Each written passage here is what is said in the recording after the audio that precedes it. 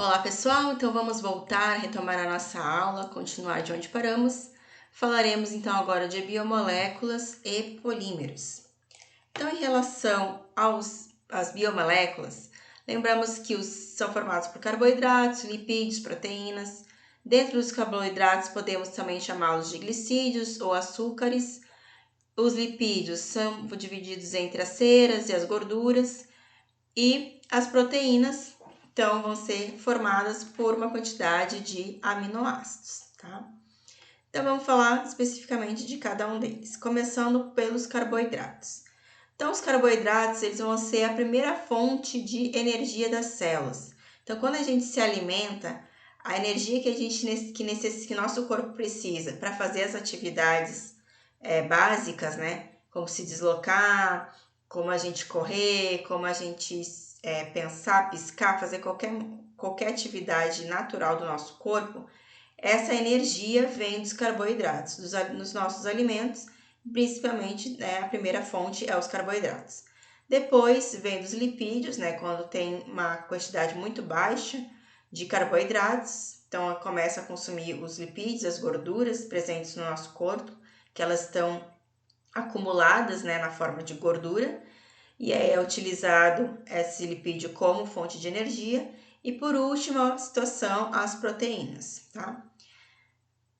Então, a ingestão diária recomendada de carboidratos é em torno de 50% a 60% do valor calórico total.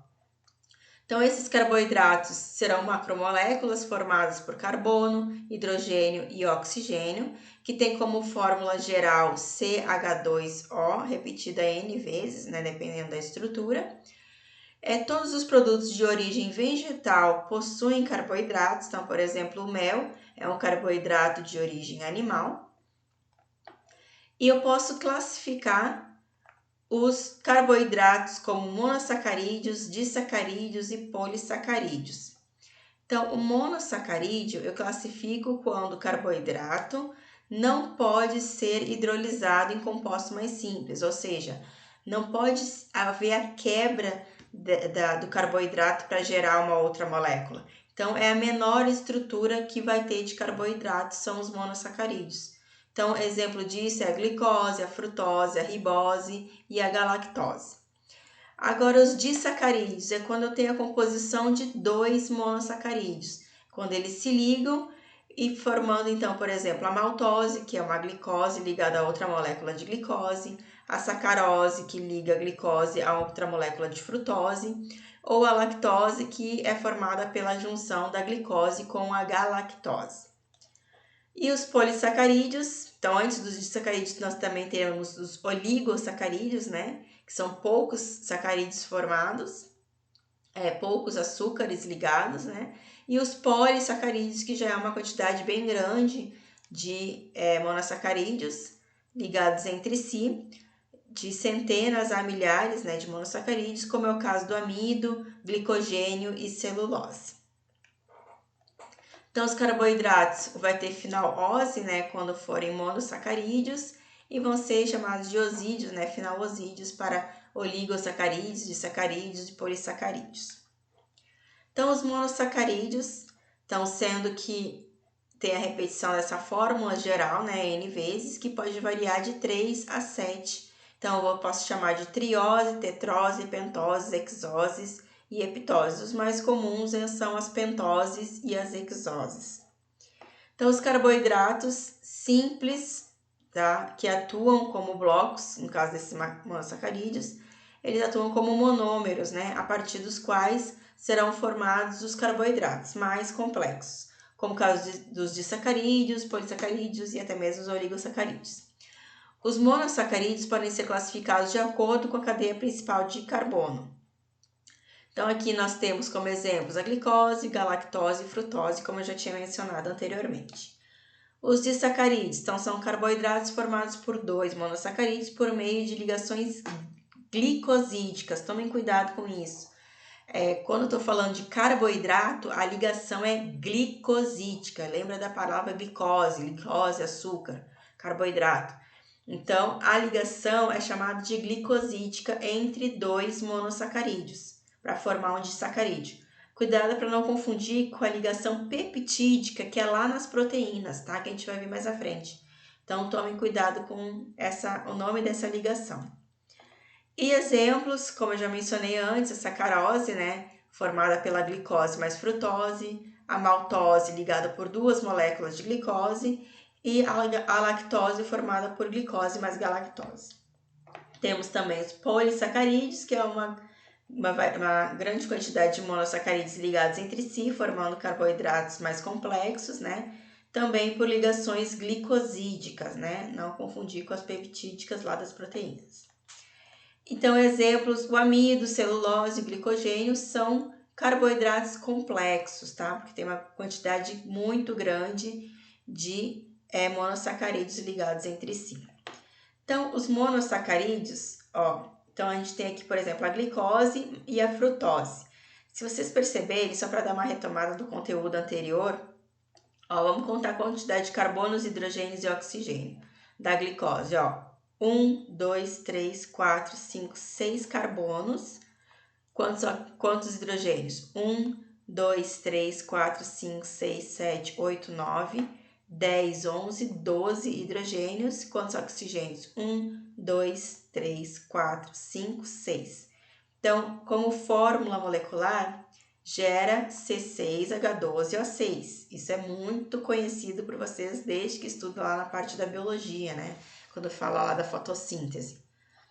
Porém, se vocês forem olhar a frutose e contar a quantidade de carbono, hidrogênio e oxigênio, carbono 1, 2, 3, 4, 5, 6 carbonos. Hidrogênios 1, 2, 3, 4, 5, 6, 7, 8, 9, 10, 11, 12 hidrogênios. E oxigênio 1, 2, 3, 4, 5, 6. Então, continua sendo C6H12O6. Então, a fórmula molecular é a mesma para essas duas estruturas. Então, lembra de isomeria, que a gente estudou a isomeria? Quando a gente tem a mesma fórmula molecular e estruturas diferentes, a gente tem isômeros. Então, observe aqui, a gente tem aqui a função cetona e aqui a função aldeído, pela C-O-H, função aldeído. Então, os dois são poliálcois. Poliálcois porque eu tenho vários grupos OHs, presentes aqui, né, na cadeia principal. E esses álcoois, esses grupos OH estão ligados a carbonos saturados, então eu chamo isso de álcool. Só que são vários ao longo de toda a cadeia. E na ponta, nesse caso, eu tenho aldeído e nesse caso do meio eu tenho uma cetona. Então eu posso chamar esse de aldose e esse aqui de cetose por ter o grupo cetona e esse o grupo aldeído, tá? Então, observe que a gente tem isômeros aqui.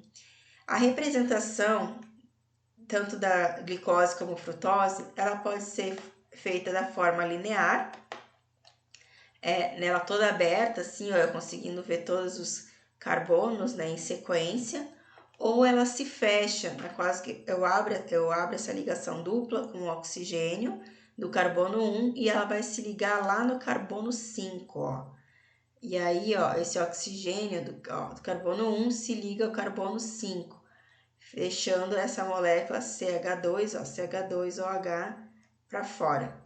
Então, eu tenho essa representação de forma linear e também de forma cíclica, tá? Da mesma molécula de glicose. Tem duas formas de representar.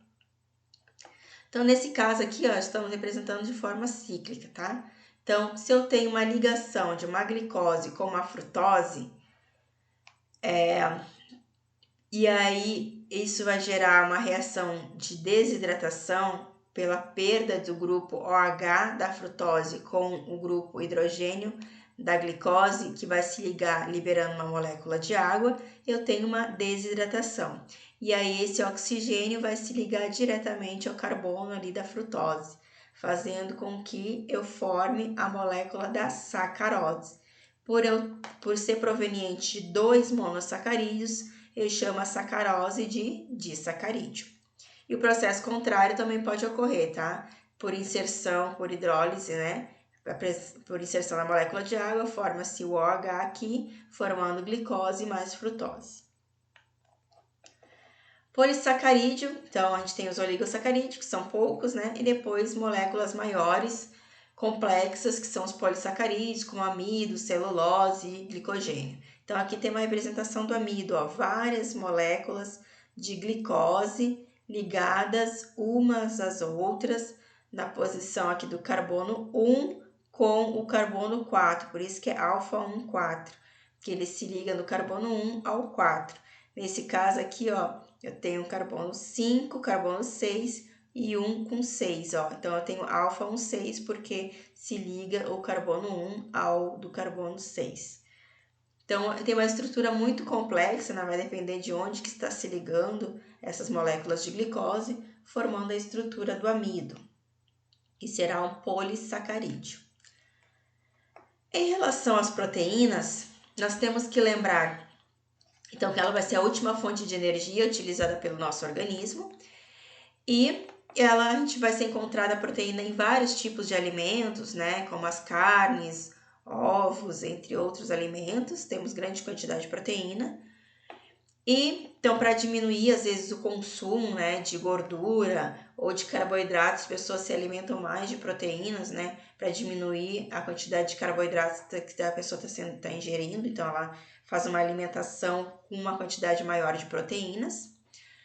E a gente lembra que as proteínas, então, elas são formadas por uma sequência de aminoácidos. Então, a proteína eu posso considerar como ele um polímero natural e o aminoácido como um monômero. Então, a repetição do monômero gera um polímero. Então, quem vai ser meu monômero? O aminoácido. A repetição de vários aminoácidos gera a proteína. Porém, nós temos 20 tipos de aminoácidos. E esses aminoácidos, eles podem se combinar para formar diferentes tipos de proteínas. Então, nesse caso aqui tem as cores, né? Então, se eu mudar a coloração dessas proteínas, quer dizer que eu estou mudando o tipo de aminoácido. Se eu mudo o tipo de aminoácido da coloração aqui, por exemplo, de vermelho for para verde, eu vou ter um outro aminoácido nessa posição. Isso já vai modificar a minha proteína. Então, provavelmente, se ela tinha alguma característica, alguma finalidade, aquela proteína, seja estrutural, enzimática, então ela vai mudar a sua finalidade devido à mudança do aminoácido, tá? De um ou mais aminoácidos. Então, aqui a gente tem as estruturas, a classificação das proteínas por estrutura. Então, ela pode ter classificada como estrutura primária, quando a gente tem apenas a sequência de aminoácidos enfileiradas, né?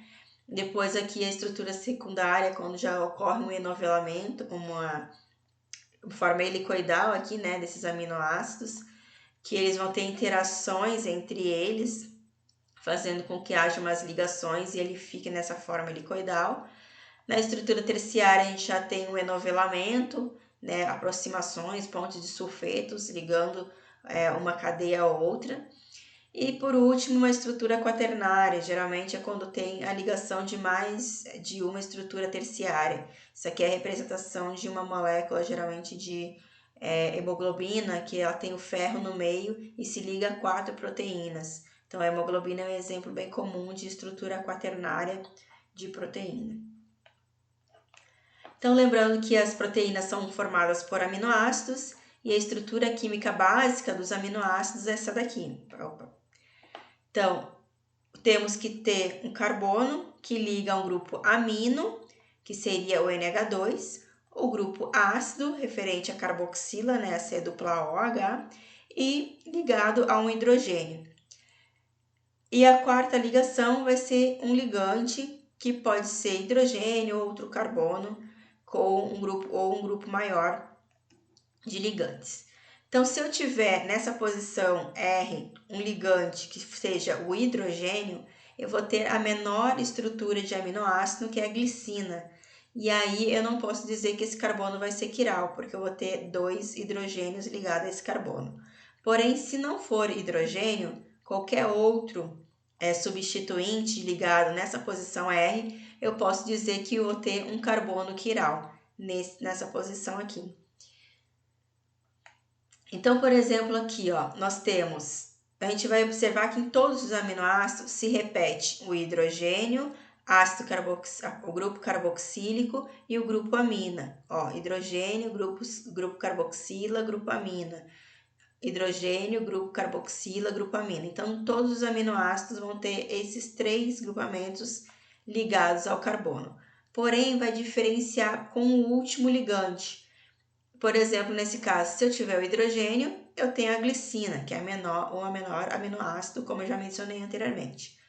Agora, por exemplo, se eu tiver ligado nessa posição um CH, CH3, CH3, isso aqui já modifica a estrutura do meu aminoácido e aí eu vou chamar de valina.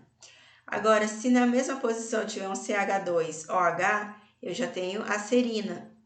Então, isso é esse ligante que vai gerar aminoácidos diferentes. Lembrando que são 20 tipos de aminoácidos.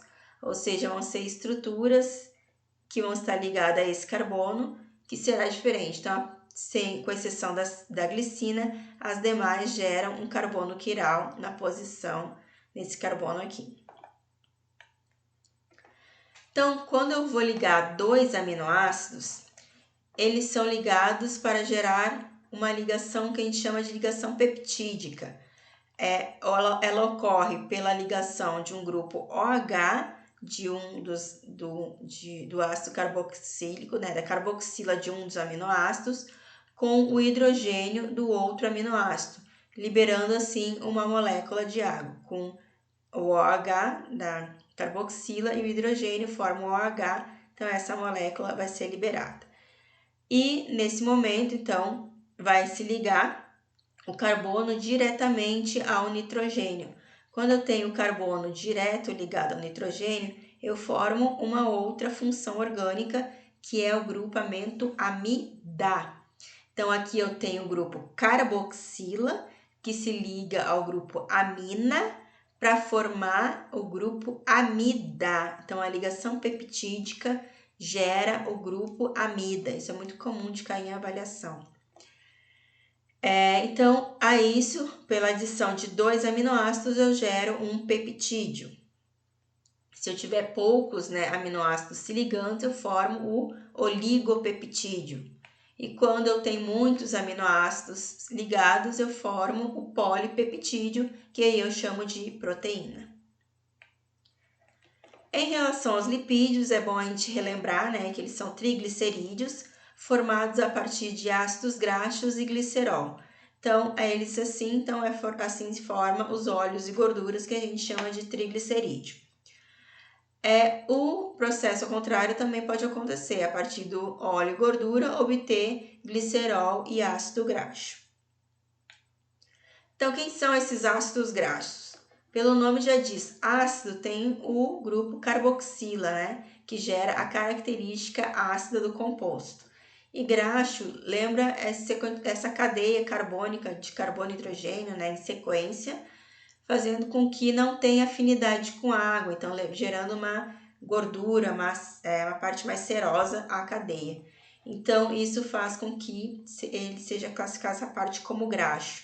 Então, a parte apolar da cadeia, enquanto que essa parte da cabeça, que a gente chama, pelo grupo carboxílico, ele gera uma polaridade a essa cadeia. Então, o que difere esses ácidos graxos por exemplo, em relação ao tamanho da cadeia, como é o caso do ácido mirístico, que tem 14 carbonos, ácido palmítico, 16 carbonos, esteárico, 18 carbonos, e nenhum deles tem saturação, então todos eles são ácidos graxos saturados. Enquanto que o ácido oleico, linoleico e linolênico, eles possuem a mesma quantidade de carbonos, que é 18 carbonos, porém eles diferem pela quantidade de insaturação. Então, o ácido oleico tem uma insaturação, o linoleico tem 2 insaturações e o linolênico tem 3 insaturações. Então, aqui, por exemplo, na andiroba, a gente vê que tem um percentual diferente de cada ácido graxo. O mirístico, por exemplo, 0,13%, palmítico, 28%, O oleico, em maior proporção, 49%. Então, varia a proporção dos ácidos graxos, às vezes em alguns alimentos, em alguns produtos, e no caso daqui da andiroba, a gente consegue observar isso também. Então, a gente vê uma diferenciação na estrutura de um ácido graxo saturado para um insaturado. Observa que o saturado ele tem uma sequência aqui das cadeias, que faz com que a sua estrutura fique mais retinha, com a cabeça polar e a estrutura, né, da cadeia hidrocarbonada apolar. Enquanto que uma cadeia de ácido graxo insaturado, a gente vê meio que essa quebra, né? Essa quebra é gerada pela insaturação. Nessa posição, a gente vê que ela está como cis, né? Então, essa insaturação faz com que ela fique cis. Então, faz com que haja como se fosse uma quebra, né? Isso auxilia, né, para não entupir as artérias no sangue. Só que quando a gente tem a posição trans, ela se assemelha muito ao saturado. Por isso que as gorduras trans, elas causam também entupimento de artérias e maiores malefícios à saúde, porque ela se assemelha às gorduras saturadas. Vamos lá, em relação aos polímeros, então a gente tem que relembrar que polímeros é uma sequência, né, de monômeros ligados entre si. Então, se eu tenho, por exemplo, aqui representado como clips, esse monômero ele se repete, né, por ligação várias vezes e vai se ligando, formando então o que a gente chama de polímero, repetição do mero, né, repetição das partes. E temos aqui, por exemplo, dois clipes diferentes. Então, a gente observa a ligação desses dois clipes, formando o que a gente chamaria de copolímero, né? Esses dois polímeros, dois monômeros diferentes que se ligam, nesse caso em sequência, formando um copolímero. Então, podemos ter os copolímeros também. As reações de polimerização, a gente pode ter polímeros de adição e polímeros de condensação. Os polímeros de adição são aqueles que a gente observa uma ligação dupla, principalmente os polímeros etilênicos, né? Etilênicos porque vem do grupo eteno, do grupo etileno, que é o CH2CH. Então, muitos deles são derivados, vou voltar aqui, do grupo etileno, que é o CH2 dupla CH2. Então, ele é a base aqui dos polímeros de adição. Então, esse monômero, o etileno, ele acontece pela ação, né, de catalisador, temperatura e pressão. Ele vai haver a abertura dessa ligação dupla, né, da ligação π, gerando então um elétron livre aqui, né, em cada um desses carbonos, que vai atuar sobre uma mesma molécula, né, molécula igual de etileno, que vai se ligar a ela, que se liga a outra, que se liga a outra, formando assim o polietileno. Então, a abertura aqui dessa insaturação, formando uma ligação simples, porém esse elétron, né, daqui se liga ao outro elétron de um outro etileno, formando uma nova ligação. E aí ocorre a repetição dessa unidade monomérica, que é o CH2CH2, N vezes, formando então o polietileno.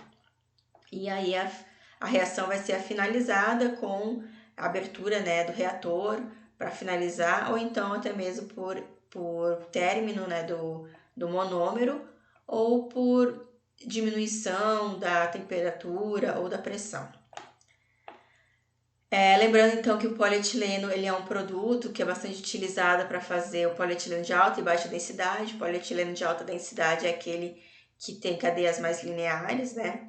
E ele gera então maior empacotamento dessas cadeias, fazendo com que ele seja um pouquinho mais resistente. Então, ele é geralmente utilizado em embalagens, um pouquinho mais resistentes. Enquanto que o polietileno de baixa densidade, ele tem algumas ramificações que faz que tenha um distanciamento maior entre as cadeias. Isso faz com que seja mais flexível, mais maleável o plástico, né? E aí ele seja geralmente utilizado para fazer sacolas, embalagens mais flexíveis, como de sacolas de lixo e sacolas de supermercado. O tetrafluoretileno, observa que a modificação em relação ao etileno no local do hidrogênio a gente tem o flúor. Então ele é bastante semelhante, a gente tem a insaturação, porém o que modifica no local do hidrogênio a gente tem o flúor. Então abre essa ligação, né, por ação do catalisador, temperatura, pressão, e aí essa reação é iniciada e ela reage com outro tetrafluoretileno, que reage com outro, se ligando numa sequência, né, formando o teflon, ou politetrafluoretileno. Então, o teflon, ele é utilizado geralmente para revestir aquelas panelas, né, que a gente chama de panelas antiaderentes. Elas revestem, fazendo com que não fique grudada o alimento na panela. Então, a gente, por exemplo, aquelas frigideiras que a gente frita ovo, então a gente consegue retirar o ovo com mais facilidade com a presença do Teflon. Então, quando vai limpar a panela, a gente tem que tomar cuidado para não arranhar a panela e retirar essa cobertura antiaderente que facilita, né, para a remoção do alimento que está sendo utilizado para fritura. E também o Teflon é utilizado como veda-rosca, aquela veda-rosca branca, né, que é muito utilizado em alguns encanamentos para não vazar.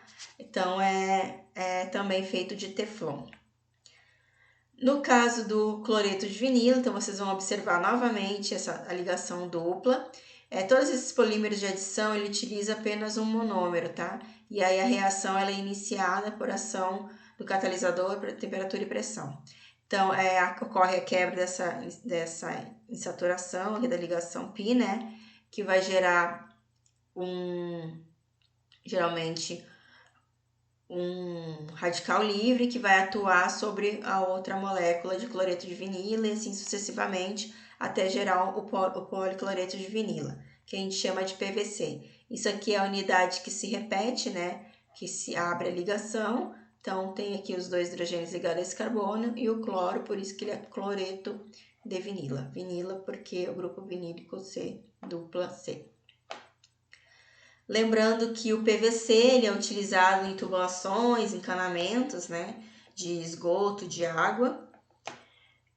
O poliestireno ele é também um polímero de adição. Observe que ele permanece aqui a ligação dupla. O diferencial dele é esse anel aromático ligado a um dos carbonos, que ele também pode ser chamado de vinilbenzeno.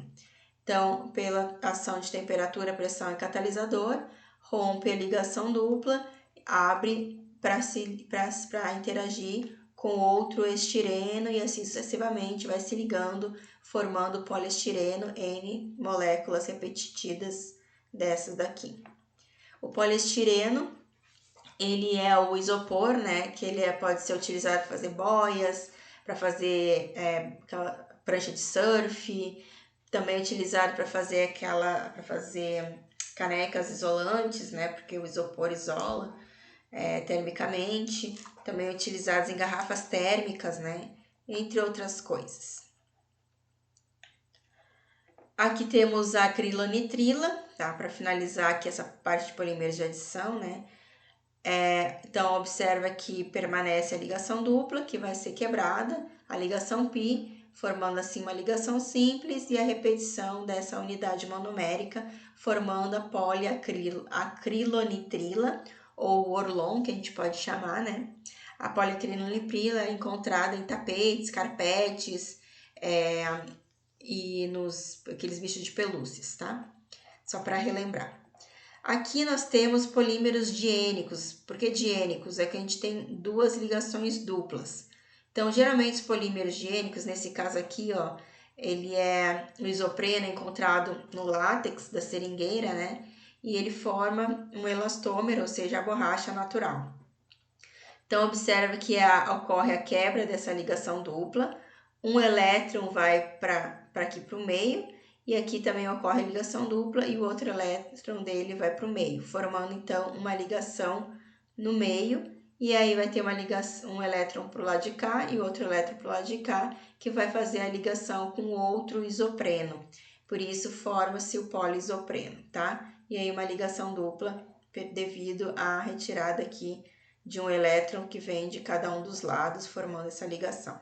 Então, se repete N vezes, né, até a formação do poliisopreno, que é a borracha natural. E assim como a borracha natural, também temos borrachas sintéticas, formadas também por polímeros diênicos, né? Então, vou ter também ligações duplas, e aí a gente consegue obter borrachas naturais, na qual tem uma grande quantidade de elasticidade, essas borrachas, por isso elas também são chamadas de elastômeros.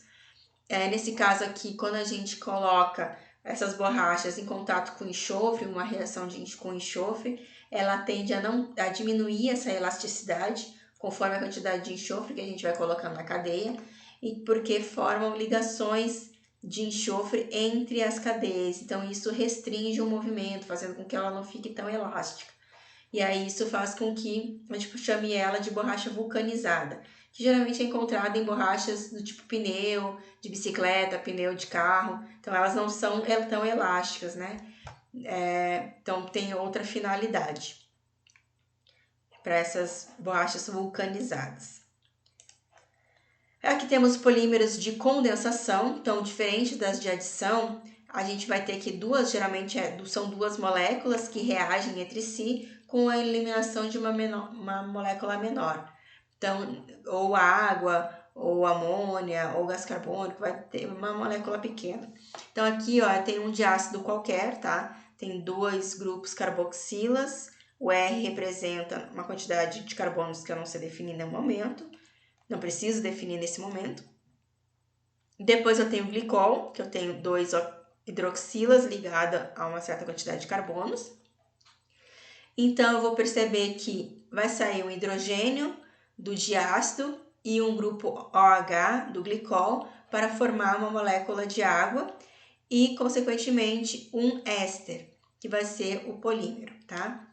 Então, a gente observa que, nesse caso, a gente tem um poliéster, que é o caso, por exemplo, do PET, do politerefitalato de etileno, que a gente tem o etileno glicol, né, que nesse caso aqui então vai ser 2 carbonos, a gente vai sair um grupo OH, ao reagir com ácido terefitálico, que eu tenho 2 carboxilas, né, uma em cada extremidade, e no meio eu tenho o anel aromático.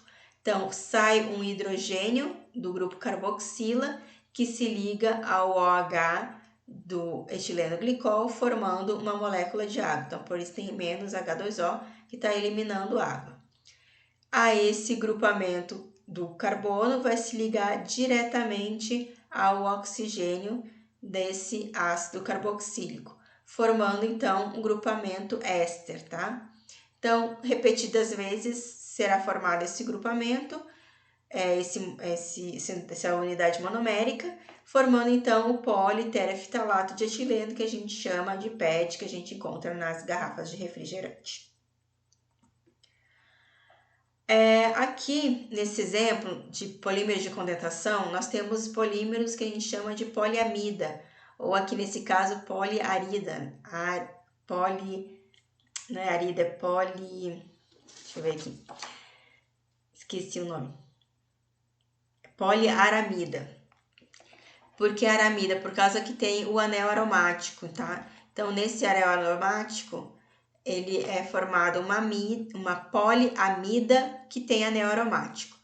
Então, aqui, ó, ele é parte de um grupo amina, né, o NH2, e um grupo carboxílico.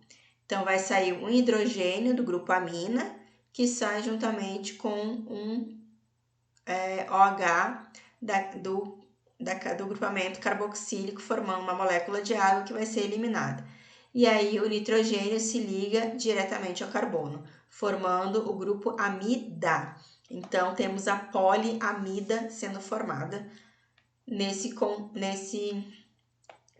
reação, que é o Kevlar, né, que ele é utilizado para fazer os protetores, né, contra tiros e balas, né, como é que fala?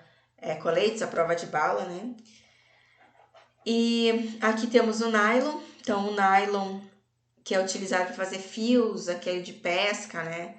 É utilizado para fazer alguns outros materiais, até mesmo para fazer relógio, né?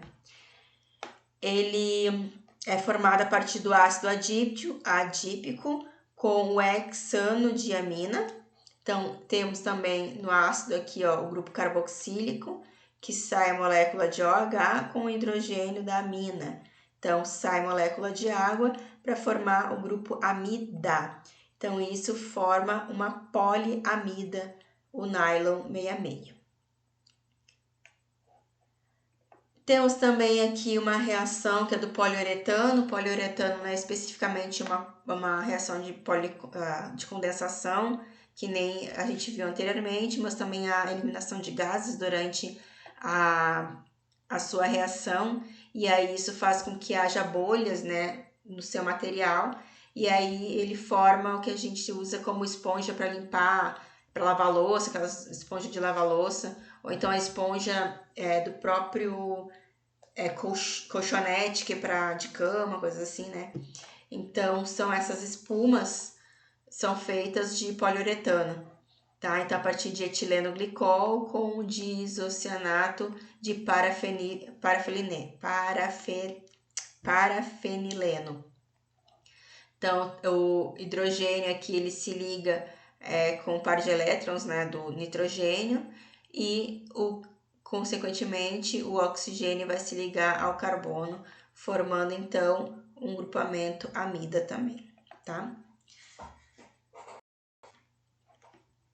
Temos aqui o policarbonato. O policarbonato ele é um difenol propano com fosfogênio, ó, saiu uma molécula de HCl, diferente das outras que saía a molécula de água, e ele se liga então formando o policarbonato. O policarbonato ele é bastante usado naqueles visores, né, para astronauta ou para fazer galão de água, ou então aquelas janelinhas dos aviões também é de policarbonato, né, porque ele gera transparência, mas ao mesmo tempo ele é mais resistente que outros polímeros. E por último, vamos falar aqui da baquelite, que é um polifenol formado a partir do fenol e um formaldeído.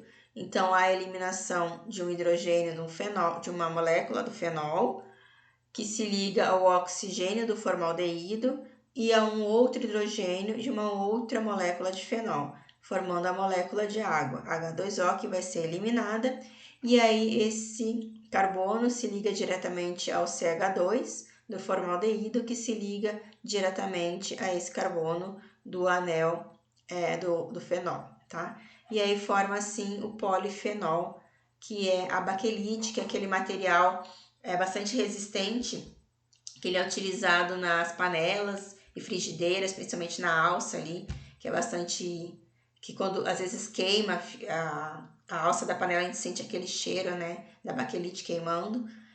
E também por ele ser bastante resistente, ele é utilizado às vezes em tomadas, interruptores,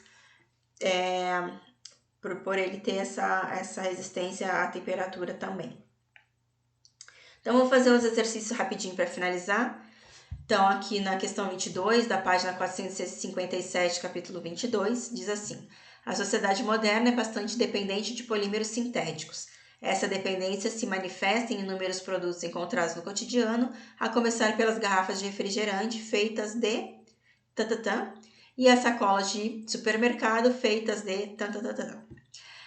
As junções e tubulações por onde passa a água encanada são geralmente fabricadas com um polímero que contém átomos de um halogênio em sua estrutura.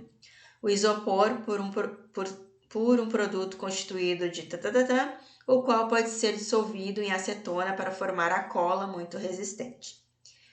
Então, vamos ver como resposta. Então, as palavras e expressões que preenchem correta e respectivamente as lacunas do texto estão reunidas em. Então, primeiro, refrigerante já sabemos que é PET. Então, temos aqui como resposta aqui, primeiro, resposta A. Depois, sacolas plásticas, sabemos que supermercado feito de polietileno, tá correto também. Tubulações, PVC, policloreto de vinilo, também está correto. E isopor, poliestireno, então, resposta correta, letra A. Questão 28. Sobre os polímeros sintéticos, podemos afirmar: o Teflon é obtido a partir do monômero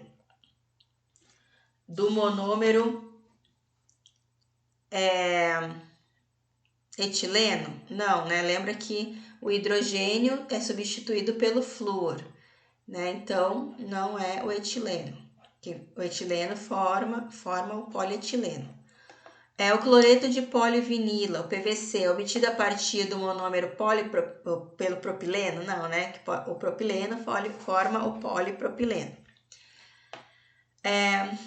O silicone, quem forma o PVC é o cloreto de vinila, né? O monômero é o cloreto de vinila.